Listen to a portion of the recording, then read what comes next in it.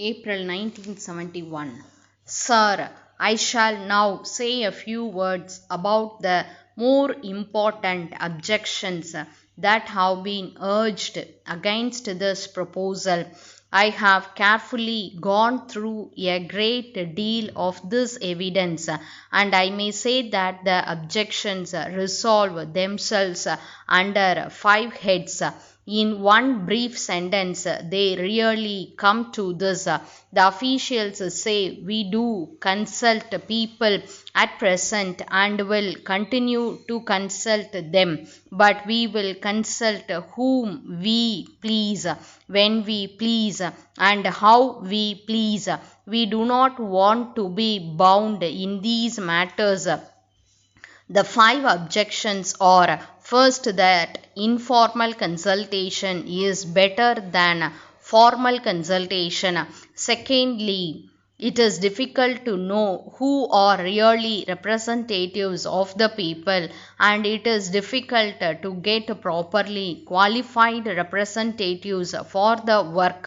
Thirdly, the efficiency of the district administration will suffer. Fourthly, an advisory body may be desirable, but there are already district boards and municipalities which might be utilized for the purpose.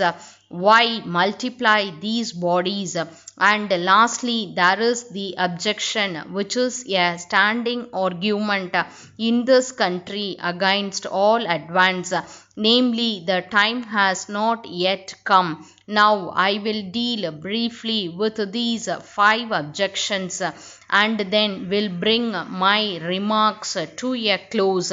As regards the value of informal consultation, well, it is all very well to say that you do not want to be free and that you will go about among the people and find out things for yourselves.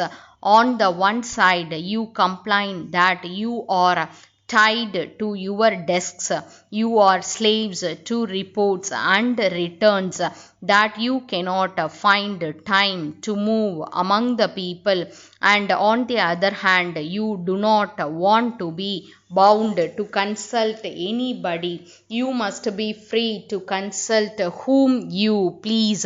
Again, sir, we have plenty of experience of what this informal consultation means, and in this matter we can speak as no English official can, because they have no experience of our side of the shield. Under the present system of consulting whom we please, we often find men of straw, men of no character, insinuating themselves into the favor of officials and backbiting innocent people and exercising a pernicious influence. In the end, these things are generally seen through, but that takes time, and meanwhile a good deal of hard is done, and with the frequent transfers of officers that now take place, we are exposed to this risk far too often. But apart from this, without putting it on that low ground, I say that while the officials may continue to consult whom they please, and my proposal does not come in the way of their doing this, all we want is that they should be bound to consult a body of representative Indians properly constituted. We want a sense of responsibility to attach to the man who is consulted on our behalf. He must not be an irresponsible, self-seeking person going to the collector and expressing views which would just suit the particular mood of the collector at the moment. He should feel the responsibility of his position and should know that he has a responsibility towards the people. To me, sir, this argument of informal consultation appears to be the weakest argument that has been advanced against the proposal. Some say that it would be better to hold periodical darbars than to have a standing advisory council. Now we all know what these darbars are. A large number of people assemble, 100 or so, and you cannot consult them.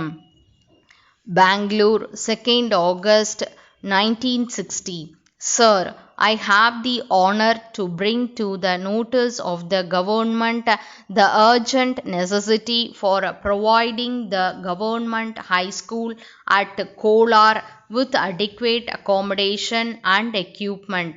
The present building was constructed many years back when the school had only one section in each of the three forms. At present, the number of sections has doubled itself and the strength has increased threefold.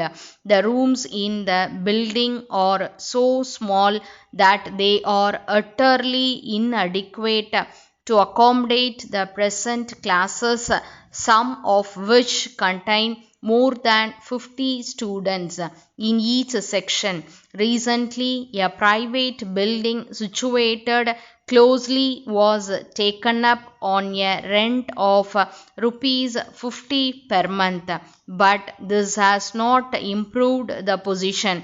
It is very necessary to extend the present building by the addition of at least 8 rooms of adequate size. The executive engineer has furnished a plan and estimate. The cost of extension will come up to rupees 25,000. No provision has been made in the budget of the current year for the purpose. Government are probably aware that no money was sanctioned for the last 15 years. The above is the state of affairs which calls for immediate attention. In the circumstances, I request government to sanction a sum of rupees 30,000 and order as inclusion in the budget so that the school may be provided with adequate accommodation and equipment. Yours faithfully, Director of Public Instruction.